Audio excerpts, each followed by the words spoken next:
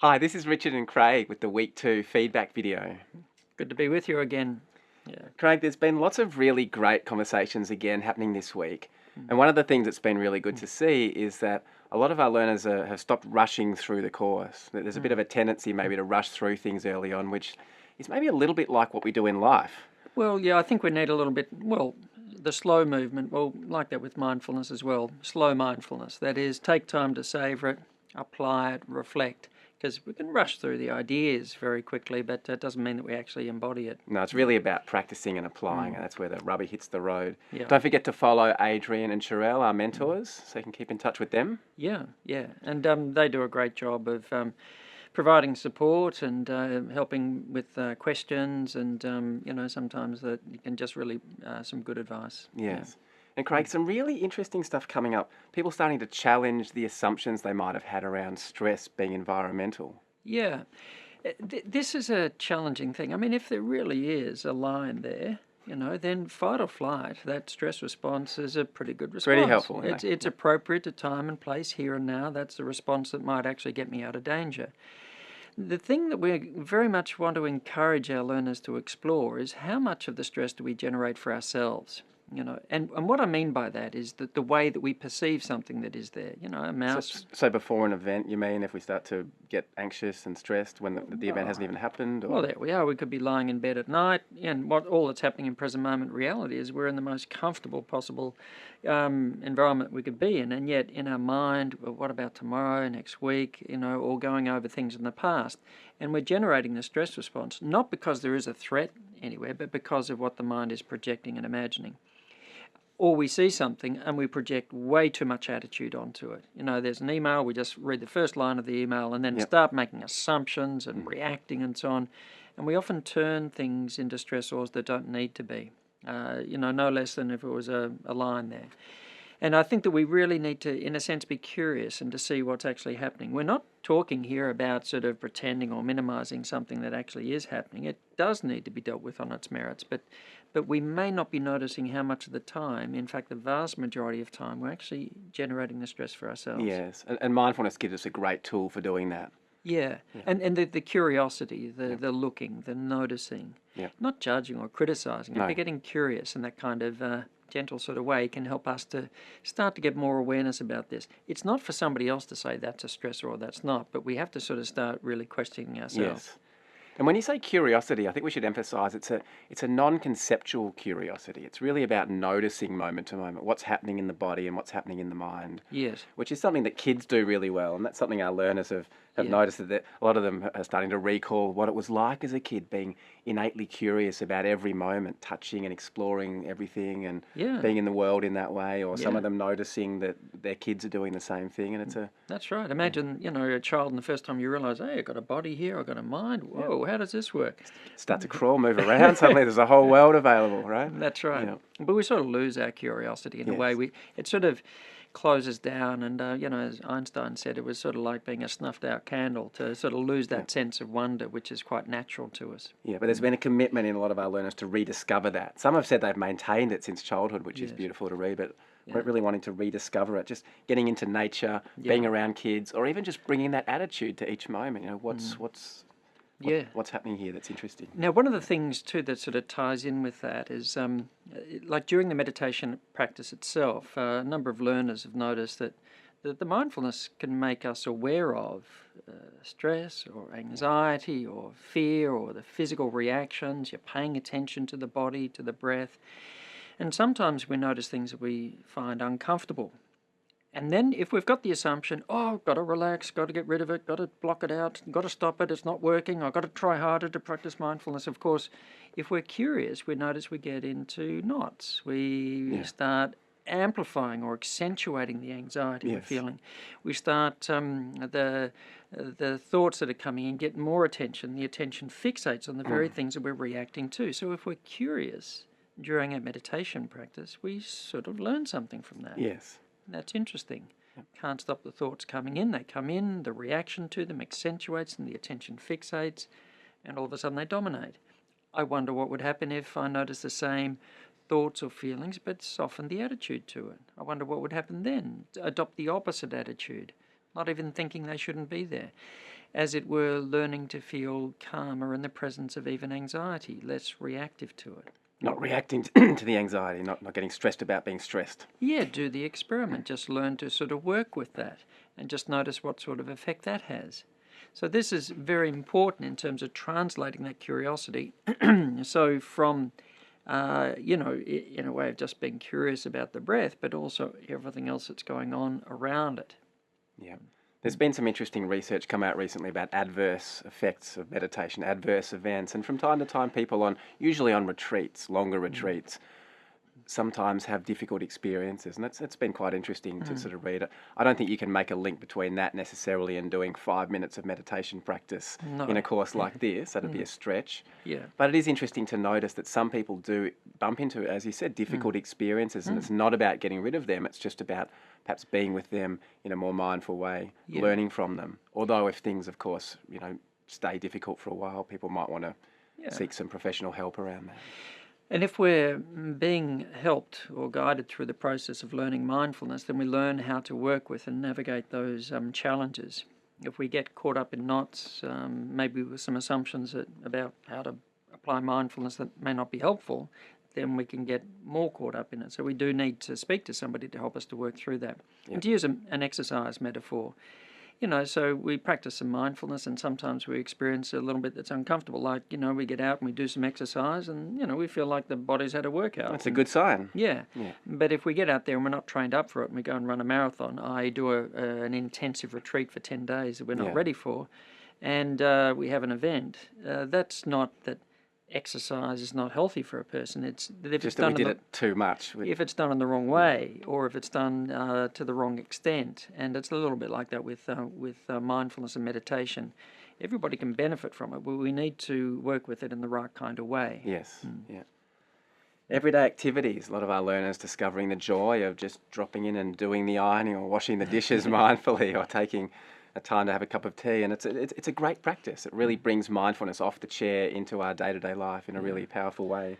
I can remember it was the night before the first keynote address I'd ever given at a conference, and I was washing the dishes the night before, feeling a bit queasy in the stomach and a bit nervous, and I was going to be talking about stress management. And as I was washing the glasses, I can remember thinking to myself, I hope I'm in the present moment tomorrow. And all of a sudden, it just dawned on you. Yeah, it just dawned on me that tomorrow's not going to happen till tomorrow. I'm not going to find out till tomorrow whether I'm in the present moment or not. But what I did notice was I was totally not in the present moment now.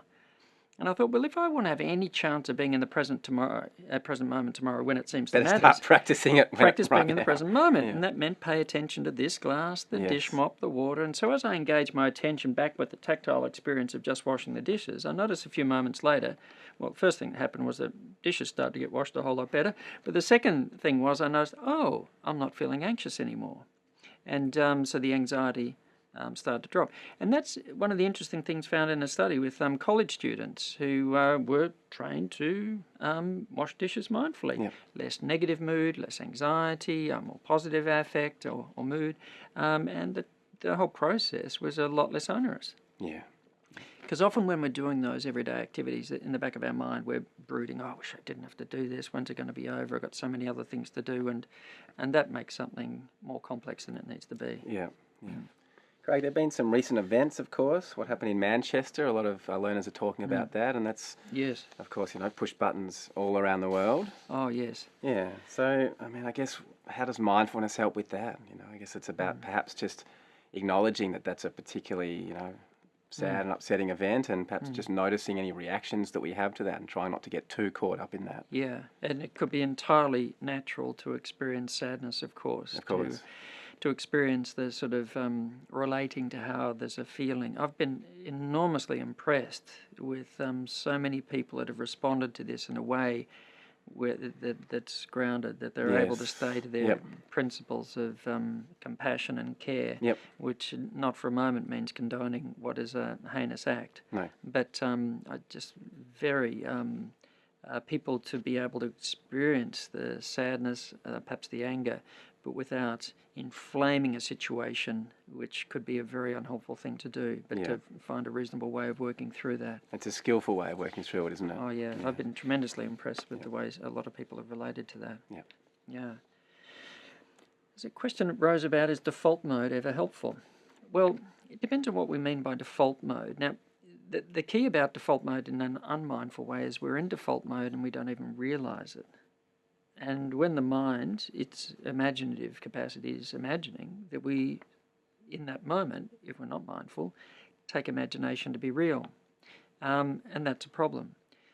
The default circuits, the ability of the mind to be imaginative, to project into a future, to recall the past. Very useful. Could be very powerful. If we're grounded in the present moment when we're doing it, if we know we're doing it, it's purposeful. So planning on purpose or remembering something on purpose rather than just getting lost in that kind of default you realise activity. Here now, I need to plan a schedule for tomorrow because a number of things to do and, tight time frames. A student, I need to plan a revision timetable, for myself. But that's not associated with anxiety. That's a productive and useful thing to do. Yeah. And so the default circuits are being used, but should we say in a conscious way? And the moment we become aware of default mode, we're no longer fully in default mode. And that's, I think, the beautiful thing about mindfulness. If we start to notice it, we're changing that habit in that moment. Yeah, we're sitting on a bus or a train and the mind's talking away. Oh, what's wrong with me? What's wrong? I hate myself. Oh, I shouldn't have done this. And and we're in that kind of mode. Oh, there it is. The moment of mindfulness is noticing. Yes. And the window of opportunity is the choice to give attention to that or not. Yep. And that's a key choice to make. Yeah. Another big habit that people are noticing is judgment. Yes. And look, I mean, we talk about cultivating a non-judgmental attitude, but let's actually start from the point that the mind naturally judges everything. Yes. The conceptual mind likes and dislikes everything. It's just what it does, and often that's happening out of conscious awareness. But if we can start to notice that, we can perhaps not just blindly feed that habit. Yes. And then we can start to cultivate the ability to actually be non-judgmental. Yeah. And of course, curiosity helps with that as well. When we're genuinely interested and curious in what's happening, whether it's the food that we're eating or something that someone's saying or how we're feeling or what we're thinking, in that moment, we're no longer judging and reacting. We're actually just being with it as it is, which is, of course, the whole point of mindfulness. Yes, and this sort of point between judgment in a sort of an ego kind of reactive way and discernment. I like to use a different It's a great word distinction, really good. Yeah, where something may not be appropriate and it's not appropriate. So you might need to say something. So you see the situation clearly and make a discerning choice rather than just reactively judging it. That's right. And it's a conscious choice and we don't feel caught up in it, but we're able to respond in a much more effective way. Yes. And that discernment, and again, it's the same thing with noticing stuff in ourselves. That judgment, I hate that, why do I do that? Is different to noticing, oh, that's interesting. Look what just happened. Look the effect of that. Yeah. The full stop meditation. Yeah. Like. Yeah, there are a variety of practices, and we'll have some longer ones as the course goes on. We don't necessarily intend that you try to practice all of those exercises all the time. You might connect with one or two of those practices, guided practices, and focus on those. But we want you to have a variety, but not necessarily think, oh, gee, I've got some learners think they have to do all three of them every day. No, maybe explore them a little bit. Find the one that you like, find the one that works, and keep doing that. Yeah, that's right. Just self-criticism, just really briefly, related to what we were saying before. It's another strong habit that some learners have started to notice. Yes. Maybe won't say a huge amount about this now because we cover it in depth in week 4, heartfulness and self-compassion. But it's certainly a very important thing to notice self-criticism and the effect that has. I think that's a good starting point. Oh, it's one of our favourite internal dialogues of modes of default mode. And so it doesn't necessarily help. Yep. Just one other thing before, say a few closing comments is about the difference between being in the practice and thinking about the practice. And we often use metaphors like training the puppy or trains of thought and so on. These are metaphors to describe perhaps how to work with it. It's not something we need to sort of constantly be thinking about. And the thinking is different to the feeling. And so if we notice we're being hard on ourselves, remembering, training the puppy, is like, oh, we just remember a kind of gentleness. We don't have to think, now training the puppy, it means this, it means, because that means we're not coming back to the tactile experience. And so thinking about mindfulness is quite different to practicing it. Yes. Yeah. So once again, it's been great, really, reading all of the feedback and seeing the conversations that are happening. And, Yeah, we'll see you all again next week. Now, just to say too, I'll be posting some videos from over in the UK for the next few weeks, because I'm going to be travelling, and so I'll let you know about some of the activities that are coming up there. But I'll be reporting from afar. I'll be the roving reporter for the next few weeks. That's good.